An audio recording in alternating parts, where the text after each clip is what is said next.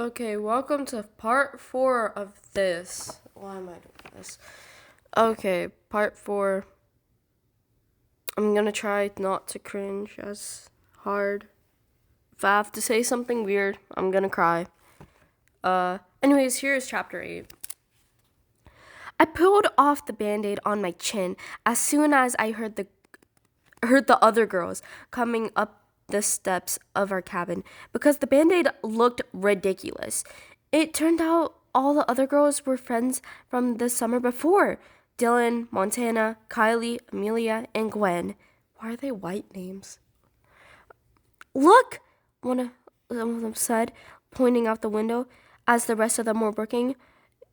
Wait. You can't see the cabin from last year. Where? The others said. They all looked over my cubby and knocked down the bottles and sunscreen. Oh, bullies. And talked over one another. Yes, I see it. There. That's the best cabin ever. Didn't you love that cabin?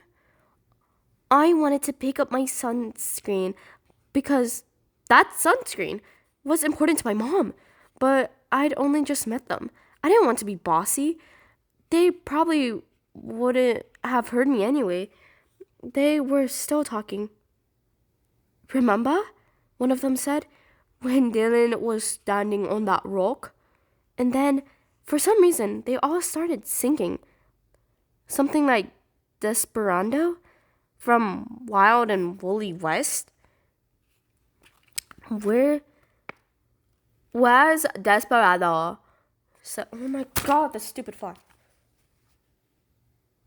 Hey, look. Oh, it's on the book. Stop. I'm not lying. Okay, I'm leaving. Nope, I'm leaving that. Nope, we're going here. Nope, we're going here. I'm scared. Okay, back to the book.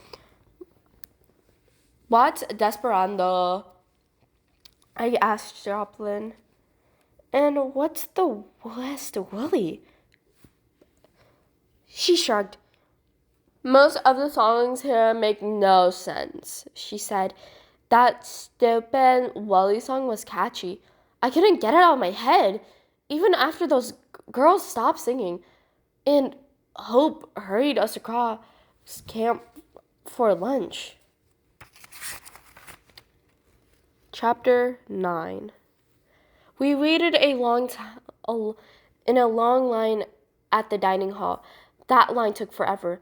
I felt faint from hunger before I got to the food. I longed for a juicy burger with ketchup only on a bun, just like my dad makes at home. But I finally got in front of the line. The teenager behind the counter said, "Tuna or meatloaf?" I hated tuna and meatloaf. I looked at the both dishes. One swimming in mayonnaise. Oh, that's nasty. Swimming in mayonnaise. The other hunks of gray meat. Do you have anything else? I asked the teenager. Salad. She pointed to a bin of lettuce and tomatoes and rolls. I hated tomatoes, too, but I said, I'll try the little salad and a lot of rolls. The lemons, too, my dude, she said, dropping 2 rolls on my plate. Even if that's all I'm eating? Yeah, she said. Oh, that looks nasty. Oh. She scooped me some salad. Then she looked at the person behind me. Next. I felt my plate felt too light as I walked to the Gypsy Moth table. Joplin was already sitting there eating a huge tuna sandwich. She stopped and looked at my plate. Aren't you hungry? Aren't you hungrier than I am? Yes, I said. I sat down next to her. Would you like past that Belgios? She said. I pointed at her. I looked at her, confused. The jar beside me said, beside me. That's bug juice? I said. It's really more like fruit punch, she said. Camp calls it bug juice. I got a huge image on my head of blood and guts that gush out when some bugs are squished. That's disgusting, I said, handing her the jar. She shrugged and said, "It tastes fine." I was disgusted. I looked down at my plate. Nothing looked good. "Want a snack?" I asked Joplin. "I'll be so ready for M&Ms." "M&Ms?" She looked at me funny. "There's no M&Ms. Walla Monk is candy free. Always has been. It's a tradition." "Candy free?" I said. It couldn't be. I couldn't believe. I wasn't going to get a single M&M. My friend Katie's camp gives her millions. "So, what's for snack?" I asked. "Frozen fruit bars," she said. "And they're gluten-free cookies." I dropped my fork on my plate. This was even worse than my flying fall. I really gotta get out of here, I thought. I really do. Chapter 10. After lunch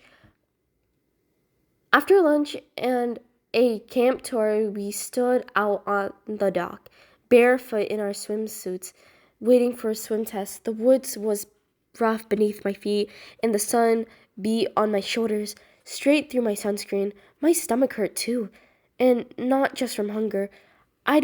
Never had a swim test before. I didn't swim very often. My parents made me take some lessons, and we'd gone to the pool on the weekends, but it was always very crowded, with bigger kids, rougher kids, jumping and throwing things, so we never stayed long.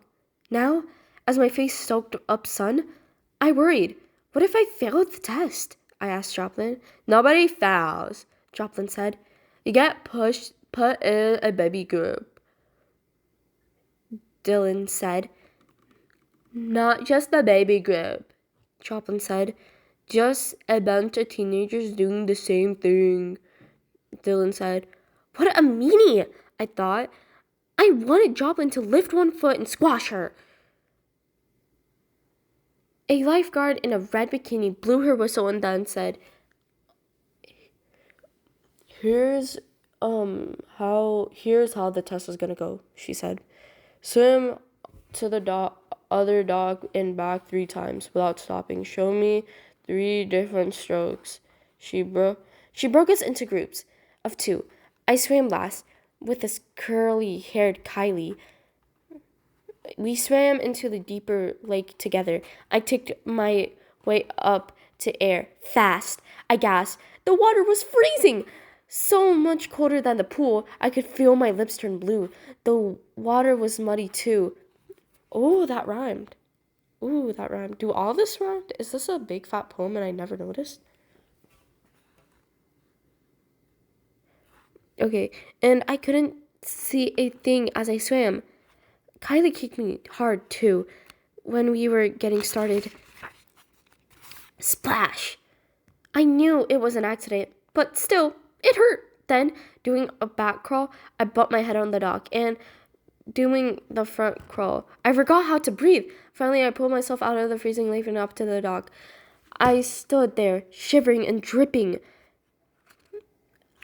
As the lifeguard told us how'd we'd done, then it was official. I was the worst swimmer at Gypsy Moth. This is me, Loki. You'll be in the guppy swim class," she told me. "And only me." Oh, that's sad. That's low-key me. I can relate to that. It's gonna be okay, Eleanor. Guppies were the second lowest class, next to tadpoles, a baby class. Everyone else was in the angelfish or a shark or the great white whale. I can't do breaststroke at all. I heard Dylan whisper to Kylie, "She practically can't swim at all." Kylie whispered back, "Oh my gosh." I wanted to sneeze on their arms, but I didn't have to sneeze in me. I stepped away and tried to hide in Joplin's long shadow. The lifeguard still saw me, Though if guppies want to go the floating trampoline, she told me, then you need to wear a life jacket. A life jacket, I thought. That's like wearing a diaper. Joplin turned to me. Life jackets aren't that bad, she said. They're puffy. I dared to smile a little because I knew she was being nice, but it was a hard thing to do. We walked together off the dock. Dirt stuck to the bottoms of my wet feet, and when I reached for a towel, I saw a mosquito on my arm, sucking blood. I slapped it to kill it and smushed it into my skin. I had to wipe the dead parts with my hand because I didn't have a tissue. My poor hand, so scraped from the bottom and still smeared with bug parts at the top. And that's it. Next time, I'm halfway through the book. Next time I'm reading chapter 11.